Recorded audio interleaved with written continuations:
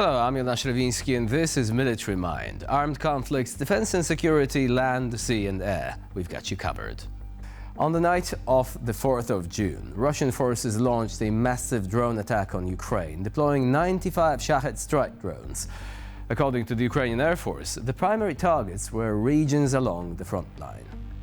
At least one person was injured, and large-scale fires broke out in industrial zones following the Russian strike on Kharkiv. Emergency teams were dispatched to the scene to assess the damage and clear the debris. On the front line, the Deep State Monitoring Project now reports that the width of the Russian advance in the Sumy region has expanded to 30 kilometers, including the so-called grey zone with a depth of 5 to 8 kilometers in total. The head of the Sumy Regional Military Administration has said that over the past 2 weeks, Russian forces have dropped nearly 200 guided bombs on the region. Just a day earlier, the Institute for the Study of War reported that Russian troops are stepping up efforts to widen the front in northern Sumy, pushing forward in 3 directions to the north and northeast of the city of Sumy. Meanwhile, according to Deep State, based on data from Ukraine's General Staff, the number of Russian attacks in May 2025 increased by 19% compared to April. The average daily number of assaults rose from 154 to 183.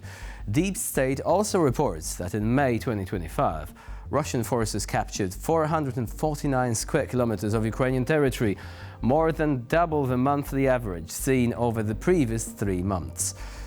Moving on now to the Middle East, an Israeli airstrike hit a school in Khan Yunis, sheltering displaced families on Wednesday, killing at least 10 residents. The eyewitnesses report that the Israeli military has intensified airstrikes and tank shelling of the city's neighborhoods, just a day after leaflets were issued ordering civilians to evacuate and move west. Now let's begin with the most important recent news. On the morning of the 3rd of June, the Security Service of Ukraine, or SBU for short, conducted a unique special operation and struck the Crimean Bridge for the 3rd time. This time, however, the strike took place underwater. The operation, according to reports, took several months to prepare.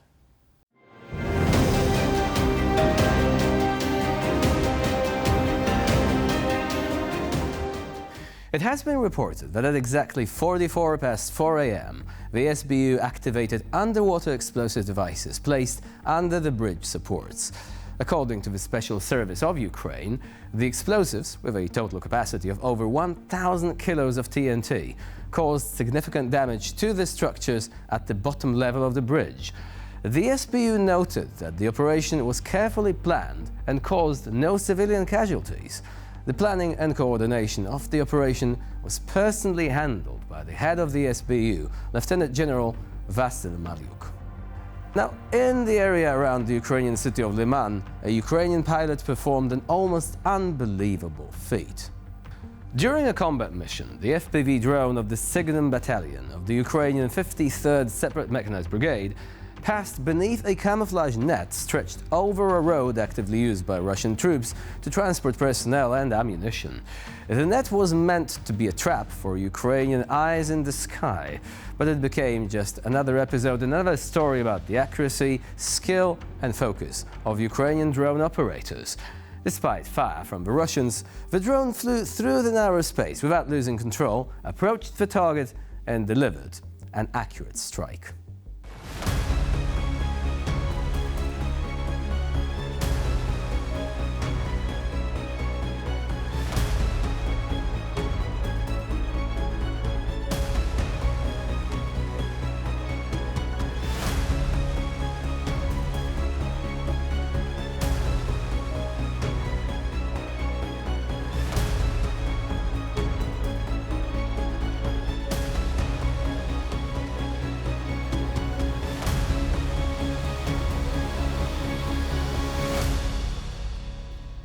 And you have to admit that during that very last frame of the first approach of the drone, the Buchanka, the vehicle otherwise often referred to by commentators as a Scooby-Doo van, looks rather sad, and for good reasons. Well, we're going to move on now to our next story. Tyotkino, Kursk region, a village from which Russians are used to shelling Ukrainian territory, suddenly turns into a hotspot. A Ukrainian MiG-29 is in the sky. Its target is an enemy building that served as an ammunition depot and temporary shelter for Russian army personnel. The bombing was precise. One hit and a wave of fire covered everything inside: equipment, ammunition and infantry. The liquidation is complete. Not only the resources, but also the logistics used by the Russians to attack the border areas of Sumy region were destroyed. This is the new level of warfare, one where the response comes quickly, accurately, and, of course, from above. And one where the territories that the Russians considered deep rear suddenly become a fire control zone.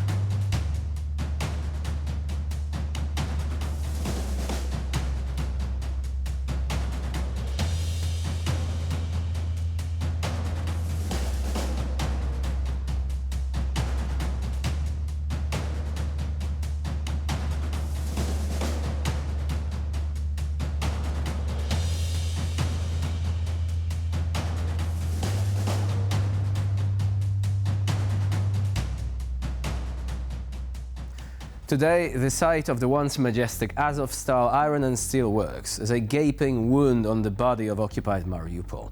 The industrial giant, which was once one of the largest in Europe, employed thousands of people and was the heart of the city.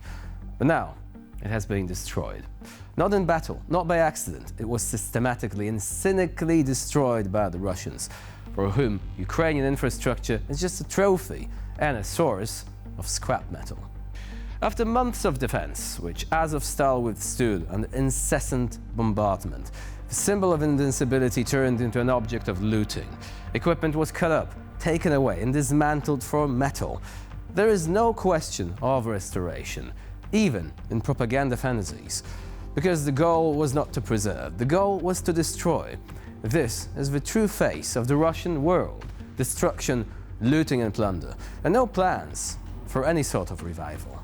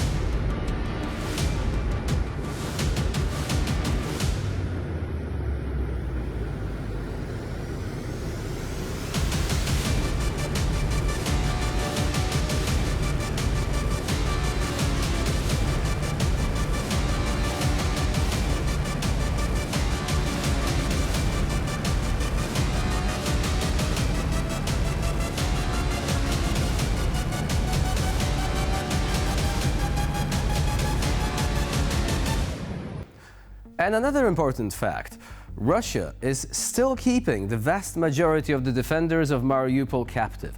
And they are actually trying to pretend like they are not combatants. The Russians are calling them terrorists, and so they are denying them the opportunity to take part in prisoner exchanges. And according to many reports, these heroes of Azovstal are constantly subjected to many instances of torture and inhuman treatment by the Russians. And with this, we conclude this edition of Military Mind. Please stay with us here on TVP World for more latest news and updates.